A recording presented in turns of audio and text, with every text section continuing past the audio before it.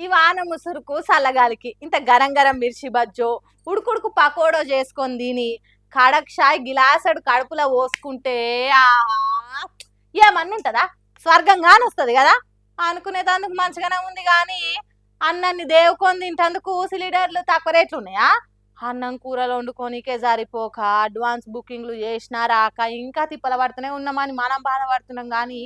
ఇగో గిక్కడ వాళ్ళంకా పికరేలేనట్టుంది పోన్రి వాన వరదతో పాటుగా సిలిండర్లు కూడా ఫ్రీగా వస్తున్నాయి ఇళ్లకు నమ్మరా చూడురైతే వాయమ్మనే ఒకటి కాదు రెండు కాదు పుష్ప సినిమాలో ఎర్రచందనం దుంగలు నీళ్ళలో తేలుకుంటా పోతున్నట్టే అన్నన్ని సిలిండర్లు సినిమా షూటింగ్లో వాడే థర్మాకోల్ సిలిండర్ల లెక్క పోతూనే ఉన్నాయి కదా మన తాన కాదు కానీ మహారాష్ట్రలో చవానే కాడున్న హెచ్పిసిఎల్ ప్లాంట్ కాడ దగ్గర పంటున్న వాగులు వంకల్లా ఒక్కటేసారి వరద విరిగి ముంచే వరకలా నింపినవి ఖాళీగా ఉన్నాయి అన్ని కలిపి 3000 సిలిండర్లు పారుతుంట పాతాళ గంగా నదిలో కొట్టుకొచ్చినాయి ఇక అటు పంటున్న జనాలు అబ్బరి బిడ్డ వానొచ్చేనమ్మా వరదొచ్చేనమ్మా వానతో పాటుగా వరుస పెట్టి సిలిండర్లు వచ్చేనమ్మా అనుకుంటా నదిలకు దొరికినట్టు వేసుకుపోయారు అసలే పిటాన పిరమున్నాయి సిలిండర్ రేట్లు ఇటువంటి టైంలో లక్కు కొద్ది బలే చిక్కినాయని బాహుబలి లింగం ఎత్తుకున్నట్టు నదిలోకి సిలిండర్లు ఎత్తుకపోబట్టిన వీడియోలు మస్తు వైరల్ అయినాయి ఇక ఈ ముచ్చట బయటకు వచ్చే వరకు అక్కడ జిల్లా కలెక్టర్ స్ట్రిక్ట్ ఆర్డర్లు వేసినట నదిలో కానీ ఒడ్డు కొట్టుకొచ్చిన సిలిండర్లు కానీ ఎట్టి పరిస్థితుల్లో కూడా తాకొద్దు ఇంటికి పట్టుకపోవద్దు ఏ సిలిండర్లో ఎంత గ్యాస్ ఉంటుందో తెలియదు మీదికెళ్ళి స్పీడ్ మీద నదిలో కొట్టుకొచ్చినాయి కాబట్టి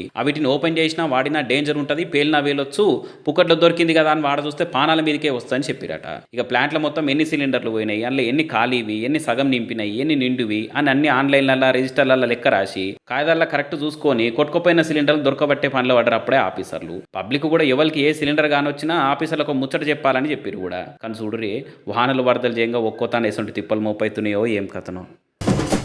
సర్కార్ ఆఫీసులు దవాఖానలు బడులు గుడులు ఎట్లున్నాయి అక్కడ కొలువులు చేసేటోళ్ళ పనితనం ఎంత ఎలిగిపోతున్నది అనేది ఉన్నట్టు తెలవాలంటే చెకింగ్ చేసే ఆఫీసర్లు చెప్పిపోతారా చెప్తే ఏముంది ఆఫీస్ ను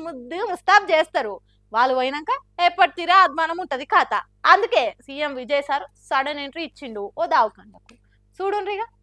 ఉంటది అందరికి ఉన్నట్టే మూడొద్దుల మురుపం బాగానే ఉంటది సీఎం విజయ్ కానీ వెనకమర్ల ఎంత మంది అన్న విజయ్ ఇంకింత విజృంభిస్తుండు చెన్నై ఎగ్మోర్లు ఉన్న చిన్నపిల్లల దావఖానకు ఎసొంటి ఇన్ఫర్మేషన్ ఇవ్వకుండా సడన్ ఎంట్రీ ఇచ్చిండు దావఖాన్లు ఉన్న డాక్టర్లు నర్సులు దాడుచుకున్నారు కావచ్చు విజయ దళపతి ఆసుపత్రిలో అడుగుపెట్టుడుతోని పని మంచిగా చేస్తురా పిల్లలకి ఏ లోటు రాకుండా చూసుకుంటున్నారా అని అన్ని అడిగి తెలుసుకుండు మరి సీఎం వచ్చే ముచ్చట ఏ సందుల నుంచి అన్న లీక్ అయిందో లేకుంటే ఆసుపత్రి ఉండుడే పద్ధతిగా ఉన్నదో తెలియదు కానీ సమాచారం లేకుండా సడన్ ఎంట్రీ ఇచ్చే వరకు దావఖాన